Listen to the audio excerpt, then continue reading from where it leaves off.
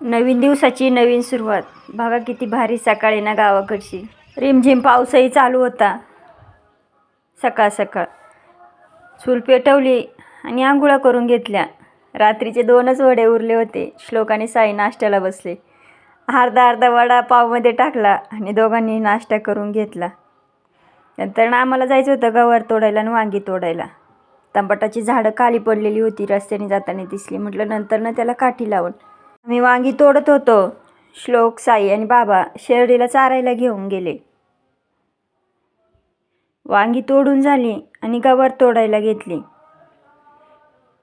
भरपूर अशी वांगी निघली. गवार तोडायला घेतली. गवार तोडून झाली आणि म्हटलं होतं तांबटाला काठी लावून. छान अशी तांबटाला काठी लावली आणि सुतळीने बांधून घेतलं, म्हणजे तांबटे खराब होणार नाही. घरी आलो, वांगी वतली. मोठाली वांगी वेगळी, किडीली वांगी काढून टाकली आणि गवारही छान अशी धुवून घेतली. थोडीशी गावठी गवार होती ती तोडली होती. गावठी गवारीचं बी जमा करून ठेवले.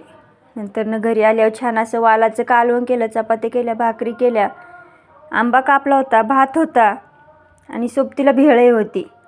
सगळ्यांनी छान असं जेवण केलं. सगळं आवरलं आणि मी आणि पप्पा निघाले वांगी आणि गवार घेऊन बाजाराला.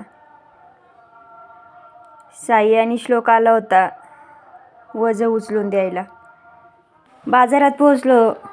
बारदान हाताला त्यावरती वांगी टाकली, गवार टाकली आणि बाजार चालू केला. 60 रुपये किलो गवार आणि 40 रुपये किलो वांगी. गवार लवकर संपली पण वांगी काही संपणार. म्हटलं चला बाजारात जरा फेरफटका मारू.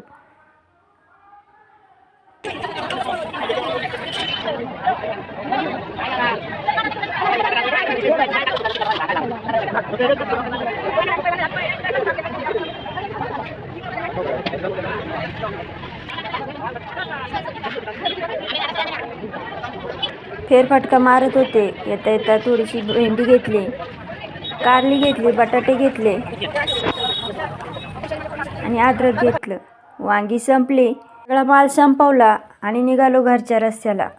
कसं असतं ना, शेतकऱ्याला भाव भेटत नाही आणि गिऱ्हाईकाला परवडत नाही. तर असा होता माझा आजचा दिवस. कसा वाटला तुम्हाला नक्की सांगा.